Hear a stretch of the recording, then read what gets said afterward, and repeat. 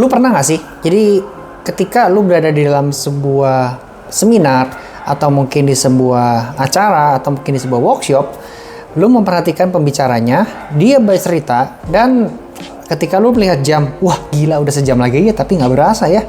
Nah, kalau lu pernah berada di dalam situasi demikian, artinya lu menikmati isi presentasi tersebut. Dan coba lu perhatiin ya, kira-kira isi presentasinya lebih ke arah technical atau lebih ke arah storytelling. Nah, biasanya sih yang membuat lu tuh menikmati, ya, merasa enjoy, memperhatikan presentasi dari si pembicara public speaker-nya, karena dia pandai bercerita. Oke, dan ini adalah sebuah skill yang menurut gua wajib kita kuasai kalau pengen menjadi seorang public speaker yang kece dan keren.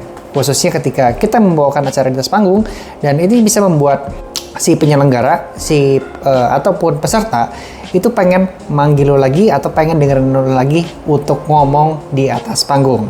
Ya, gimana? Asik nggak skill ini ya? Dan gue sih masih melatih terus-menerus skill ini. Dan harapannya dengan gue membagikan skill ini, bukan cuma gue doang yang kedepannya bisa lebih mahir, dan lu juga bisa lebih mahir juga untuk bisa menjadi seorang storyteller, dan kita sama-sama berkembang melalui channel Mentor Public Speaking. Oke, jadi gue juga nggak jago-jago amat untuk parts ini, dan gue kepengen berbagi aja. Nah, teman-teman, yang satu hal yang pasti lu tahu ya, gue pernah memperhatikan, bukan memperhatikan, lebih ke mendengar, ada seorang copywriter ya, dimana ini ada seorang pengrajin. Dia mencoba menjual barangnya melalui sebuah situs website. Gue lupa nama websitenya apa, tapi barangnya tuh nggak laku. Ini kasihan banget tuh, barangnya nggak laku. Kemudian datanglah seorang copywriter, mungkin ini bestinya lah ya, sahabatnya dari si pelukis, si pengrajin ini. Ketika dia cerita, dengerin curhatnya si pengrajin ini, aduh bro, gue bingung banget nih jualan barang ini kenapa nggak laku gitu kan ya. Terus gue udah coba, gue banting harga, gue kasih promo, bundling, everything lah gue kasih, tapi kok nggak laku-laku. Kenapa ya? Akhirnya copywriter ini menuliskan sebuah cerita. Si pengrajin ini nggak tahu, pokoknya tetap diposting di sebuah website yang sama, tapi dia memberikan cerita, memberikan sebuah video, menceritakan benda ini tuh seperti apa ya. Dan akhirnya bisa terjual seharga ribuan dolar. Gue lupa ya angka tepatnya berapa. Kayak kalau seingat gue sih kalau nggak salah $5.000 lah. Dari yang tadinya dijual cuma $10, $15, nggak laku-laku. Tapi ini dijual $5.000 gara-gara ada sebuah cerita di dalam benda tersebut yang dibaca sama pemirsa. Akhirnya lakulah si benda tersebut seharga ribuan dolar. Oke? Nah, lu bisa cari cerita ini dari website. Gue lupa ya nama bendanya apa, tokohnya siapa. Tapi ada loh cerita ini ya. Gara-gara sebuah storytelling yang menarik, orang jadi mau ngebeli si benda tersebut. Ceritanya gimana? Yang gue inget tuh, jadi asal muasal kenapa benda ini dibuat, sejarahnya gimana, si pembuatnya seperti apa, background tempatnya seperti apa, diceritakan tuh. Problemnya apa, akhirnya benda ini dibuat karena terinspirasi dari apa, dan pada akhirnya benda ini diharapkan bisa memotivasi orang-orang yang membeli benda tersebut ya. Oke, jadi benda ini bisa memotivasi orang-orang yang membeli benda tersebut, benar. Gitu. Dan akhirnya laku guys, laku. Nah, kalau cerita ini, skill cerita ini bisa dipraktekkan di sebuah copywriting di benda, kalau lu sekarang bisa memperhatikan di atas panggung, lu bisa cerita dengan asik, ya, storytellingnya bagus, dan orang bisa menikmati lu punya presentasi. Wow, that's really good ya. Jadi kita bisa memberikan ide dari kepala kita, orang dengerin, dan orang bisa terpengaruh dan mau melaksanakan ide kita dengan baik. Be a good storyteller yang akan kita bahas di video ini. So teman-teman, ini juga baru introduction ya, udah 5 menit aja. Ya, gue akan bagi ke dalam 7 bab untuk pembahasan ini. Yang pertama adalah pendahuluan, tadi kita udah bahas, dan chapter yang kedua, kenapa harus pandai storytelling. Yang ketiga, storytelling ala Steve Jobs adalah seorang fenomenal, seorang legend di bidang mempresentasikan sebuah produk bernama iPad ya.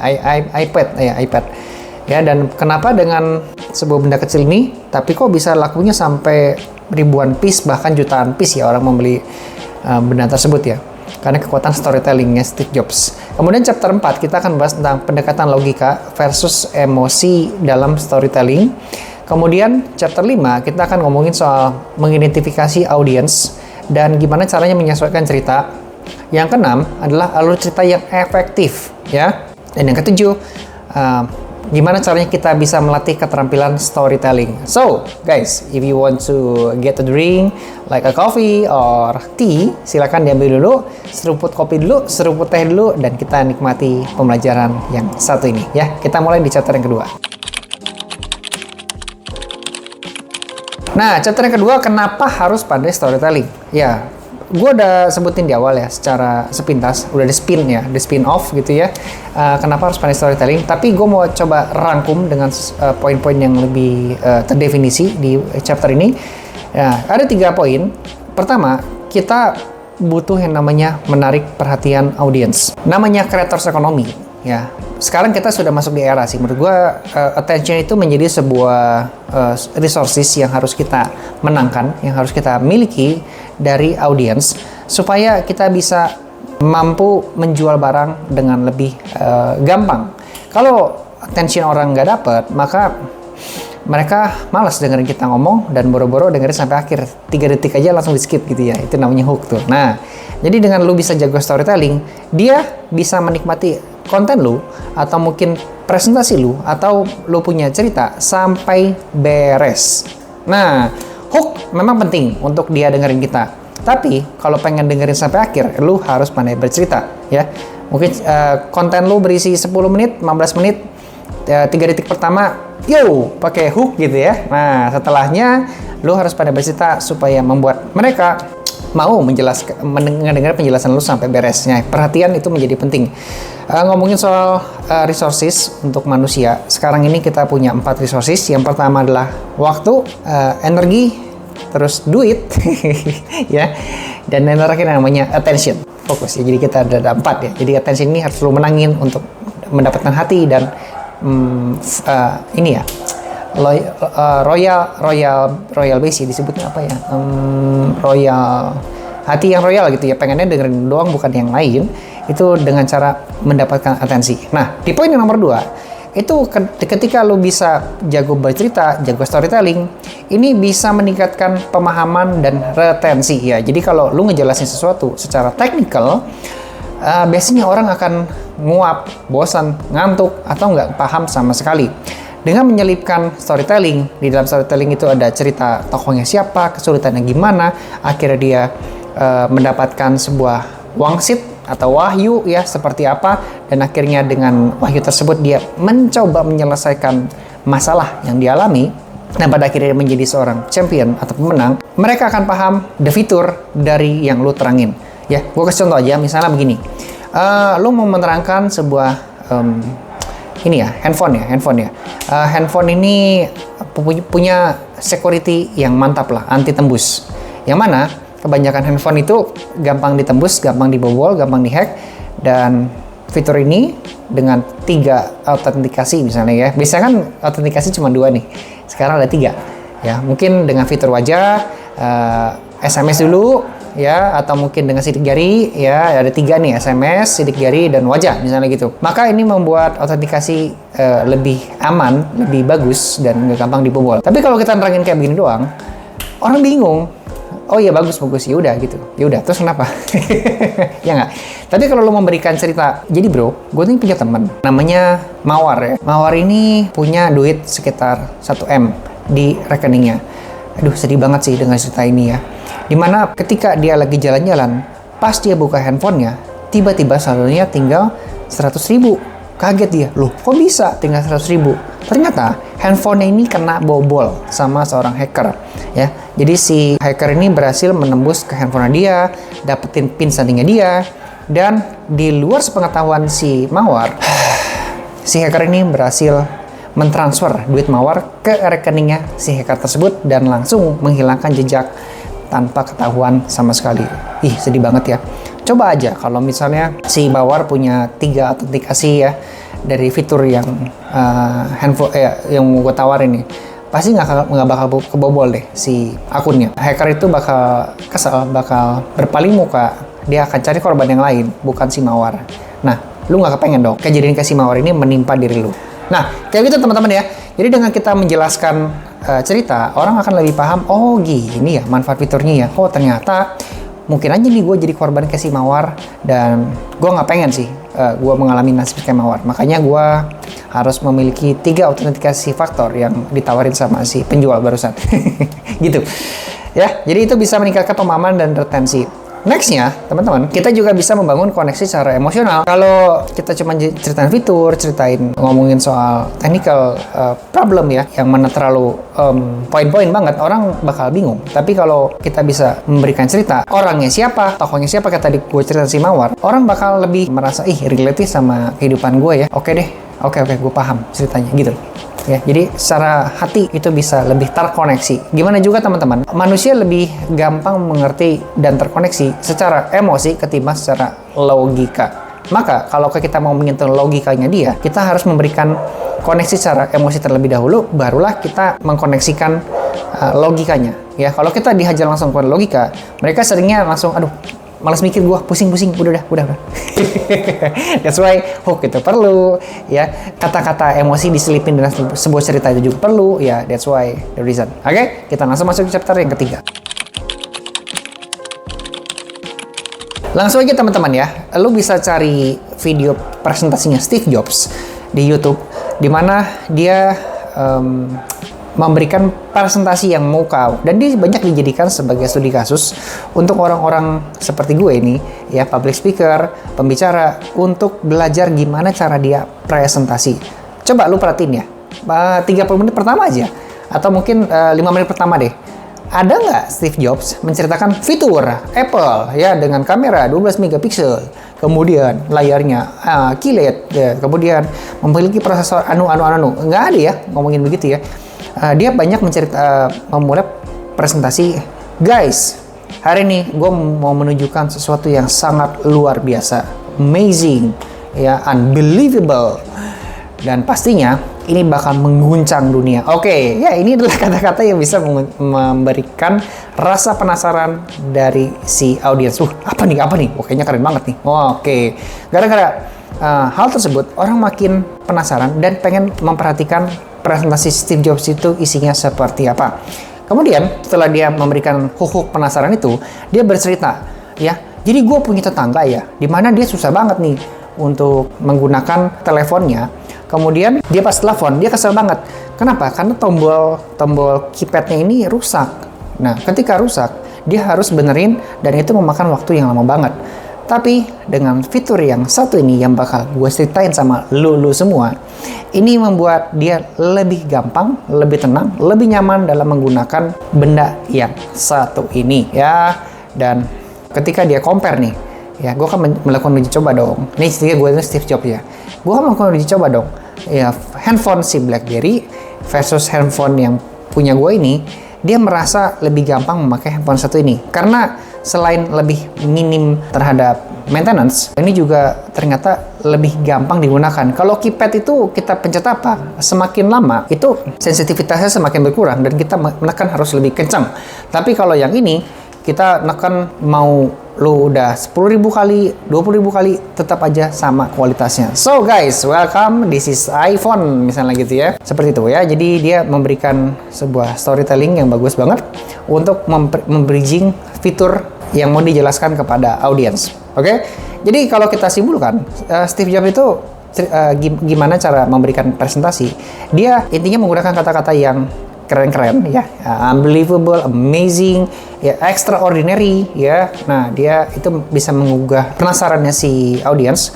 Kemudian dia nggak banyak cengcincung ya, mengeluarkan kata-kata yang nggak perlu. Intinya sesimpel mungkin, sederhana dan jelas, orang paham. Bener, ini bener banget. Karena orang kalau diterangin panjang-panjang dengan kata-kata yang terlalu belibet, itu orang malah makin jadi pusing. Ya, makin jadi pusing. Ini juga gue masih latihan ya. Makin jadi harusnya bukan makin jadi pusing, tapi makin pusing. Nah, gitu ya. Jadi kita membuang kata-kata yang nggak perlu. Terus yang kedua, Steve Jobs memberikan narasi yang kuat banget di setiap penjelasan fitur, sehingga orang lebih memahami terhadap konteks kejadian di lapangan itu seperti apa. Kemudian Steve Jobs juga sering memberikan visual-visual yang menarik. Ya, misalnya dia mendemokan fitur ini dengan langsung ya, cara pakainya gimana, kemudian dia banyak melibatkan audiens untuk mencoba langsung di meja-meja itu sudah disediakan gitu ya, diajakin interaksi lah. Kemudian juga secara slide presentasi, jarang Steve Jobs itu ini ya menggunakan banyak kata-kata. Dia banyaknya bercerita, ini slide-nya apa, gambarnya gimana, dia bercerita di situ. Nah, itu membuat presentasi itu jadi menarik. So, mari get deeper dari presentasinya Steve Jobs. Di chapter yang keempat, kita akan membahas tentang pendekatan logika versus emosi dalam storytelling. Oke, menurut lu ya, gimana nih? Mana yang lebih oke? Ngomongin logika atau storytelling? Atau emosi dalam storytelling? Dalam menjelaskan sebuah produk? Oke, gue kasih waktu 3 detik, silahkan dijawab. 3, 2, 1. Oke, kalau jawaban lu adalah logika, benar. Kalau jawaban lu adalah emosi dalam storytelling, itu juga benar. Tapi kita ngomongin prioritas dan kejadiannya terlebih dahulu, ya. Jadi kalau ngomongin pendekatan logika, kalau orang ini sudah tahu masalahnya apa, orang ini sudah ngerti, dia cari solusinya harus gimana, ya tampaknya lu nggak usah banyak bacot. Langsung aja cerita nih. Oke, gua nih bingung ya. Gua butuh kamera yang pikselnya kencang, yang lensanya tajam, ya, yang mana gua sekali cepret itu langsung ngeblur belakangnya gitu ya, langsung ngebokeh belakangnya. Lu tahu nggak handphone apa ya yang bisa begitu? Oke, nah ini kan udah aja langsung ngomong, oke, gue punya handphone nih Samsung S23 Ultra ya. Lu sekali jepret dengan kamera belakangnya 12 megapiksel dan auto bokeh, ada fitur AI auto bokeh gitu ya. Lu bisa langsung dapetin hasilnya gitu. Jadi orang sudah ngerti masalahnya apa, udah langsung logika aja. Tapi kalau misalnya lu menjelaskan fitur yang orang belum paham, orang ini nggak ngerti itu apaan gitu ya, lu perlu memberikan sebuah cerita di situ ya. Nah, ini menjelaskan kejadian yang lebih relate dan orang paham kenapa harus dengerin dan kenapa harus pakai hal tersebut. Oke? Nah, biasanya untuk pendekatan logika gampang aja, langsung to the point. Nah, sertakan data dan fakta untuk memperkuat argumen yang mau lu pakai gitu ya. Tapi kalau ngomongin pendekatan emosi, lu harus bercerita karakternya siapa, ngalamin kejadiannya apa, kemudian dia dapetin wangsitnya gimana, dan bagaimana cara dia melaksanakan wangsit tersebut ya. Itu biasa struktur yang umum yang bisa digunakan. Nah, sekarang kita akan masuk ke dalam chapter yang kelima. Di chapter ini kita akan membahas tentang cara mengidentifikasi audiens dan menyesuaikan cerita. Nah, kalau lo pengen bercerita sesuatu dan lo memberikan cerita yang dirasa kurang nyambung ya sama dia punya kejadian, cenderung mereka akan men-skip karena merasa apaan sih, gue gak ngerti lo ngomongin apa, karena kejadian itu juga gak relate sama gue nih. Nah, jujur teman-teman ya, lo harus tahu manusia itu adalah makhluk yang egois. Ya, benar, including gue termasuk ya. Jadi mereka akan lebih cenderung mementingkan dirinya sendiri terlebih dahulu ketimbang orang lain. Kecuali orang lain itu memberikan impact yang besar sama orang tersebut, maka ada kemungkinan orang tersebut bakal lebih diprioritaskan ketimbang dirinya sendiri. Poinnya di sini adalah kepentingan. So, teman-teman, sekarang kita sudah tahu bahwa ini adalah ada prinsip manusia adalah egois. Maka lu harus ngerti juga bahwa mereka baru mau dengerin kalau masalah ini juga akan menimpa si audiens yang menimpa diri mereka. Jadi untuk bisa membuat mereka atensi sama kita, mendengarkan kita, langsung auto perhatian sama kita, maka kita harus memberikan cerita-cerita yang lebih relate ya, sesuai dengan kondisi mereka saat ini. Kalau misalnya lu mau ngajakin audiens untuk join ke kelas lu tentang cara jadi kaya dengan konten kreator, misalnya gitu ya. Ini ide awalnya, bukan judul loh, bukan judul. Lu ceritanya begini, guys, siapa di sini yang mau mendapatkan 1 triliun pertama melalui konten kreator? Audiens lu adalah anak-anak SMA atau mungkin pekerja-pekerja yang penghasilannya cuma 2 juta sebulan ya, atau mungkin 3 juta sebulan, atau mungkin 4 juta sebulan. Lu ngomonginnya 1 triliun. Terasa kayaknya jauh banget ya. 1 triliun.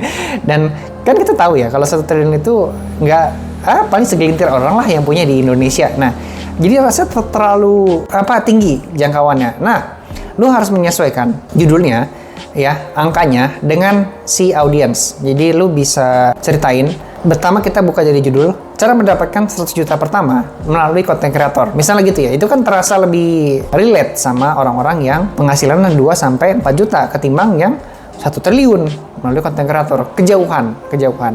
Oke? Nah, kita ngangkat ceritanya juga akan lebih gampang. Kalau ngomongin 1 triliun, maka lu akan ngomonginnya, jadi gue punya temen nih, basically dia punya bapak yang sudah kaya, sudah berada, dan dia mendapatkan privilege untuk menjadi seorang content creator. Dia dikasih alat, ya kan itu nggak relate ya. Nggak semua orang bapaknya kaya, nggak semua orang bapaknya itu udah punya keuangan yang cukup. Tapi kalau kita ngomongin, jadi gue punya temen nih, ya, dia adalah seorang yang susah banget hidupnya, kerjanya dari jam berapa sampai jam berapa, udah gitu malamnya dia harus ngapain lagi shift kedua ya untuk mencukupi kehidupan. Sampai suatu ketika gue meluncurkan sebuah kursus.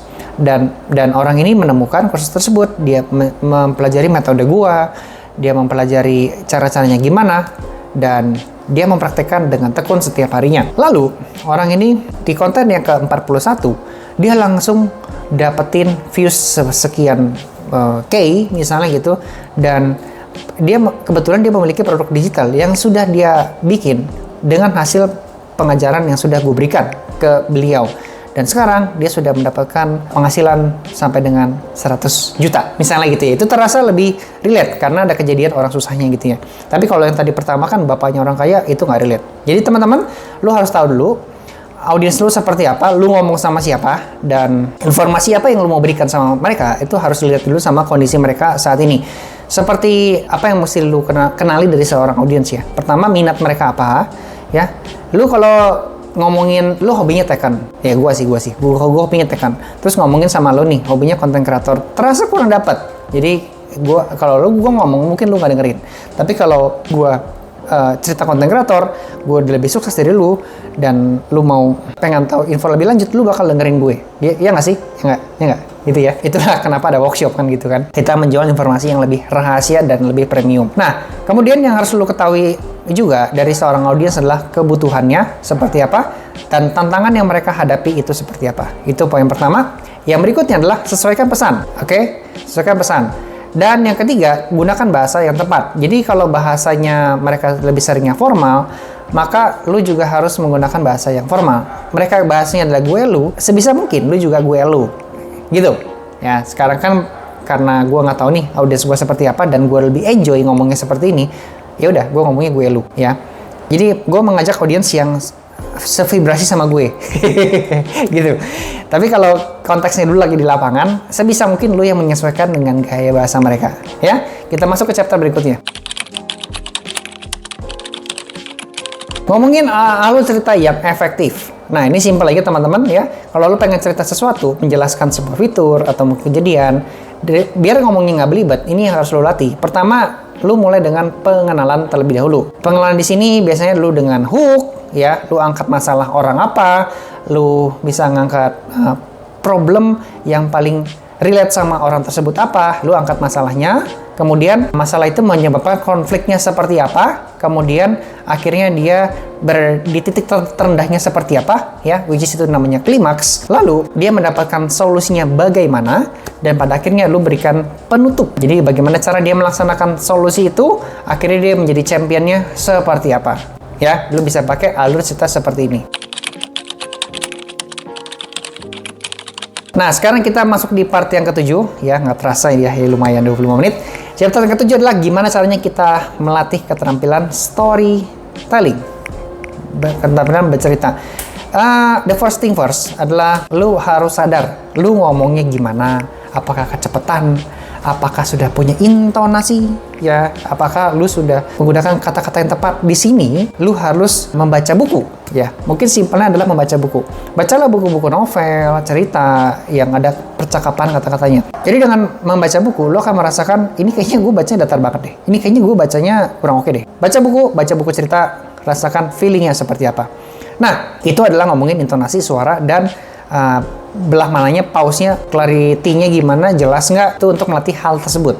Tapi kalau ngomongin soal pemilihan kata-kata, melatih alur cerita ini biar fasih, biar mahir, maka lu harus berlatih dengan cara menulis. Ya, lu sebelum ngomong atau mungkin lu mau bikin, lu bisa latih dengan bikin konten seperti ini, lu menulis terlebih dahulu. Ini gue juga menulis dulu ya sebelum bikin ini ya, biar lebih rapi.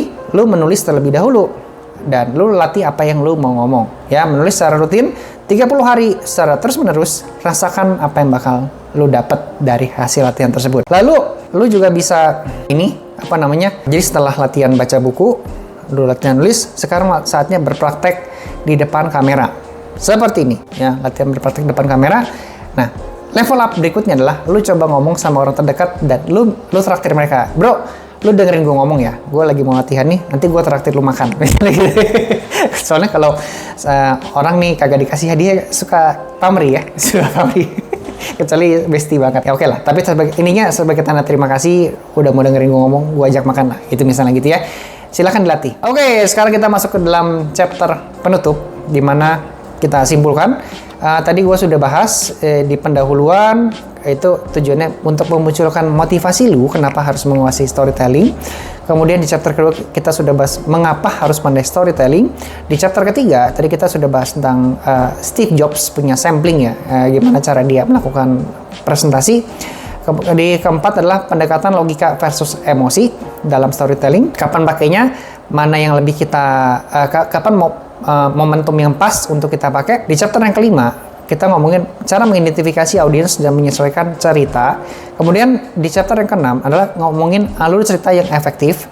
Kemudian di chapter yang ketujuh kita sudah bahas tentang melatih keterampilan storytelling ya. Nah, kalau lu suka dengan tips menjadi seorang public speaker, content creator, cara presentasi, cara ngomong depan umum, cara ngobrol, cara negosiasi, dan cara membangun networking dan juga relationship untuk membuka pintu rezeki kita ke belakang harinya, channel ini membahas hal demikian. Oke, dan kalau lu suka dengan gaya penyampaian gue seperti ini, gue ada versi short, ada versi long seperti ini yang lebih detail.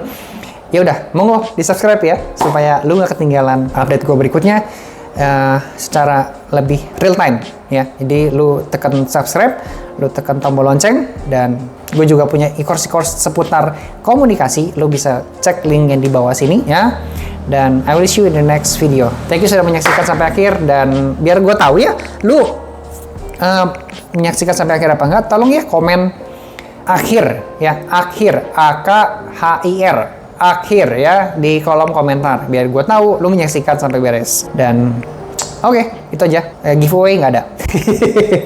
Ya, gue pengen tahu dulu nih seberapa konten ini berpengaruh sama lu semua. Bye bye.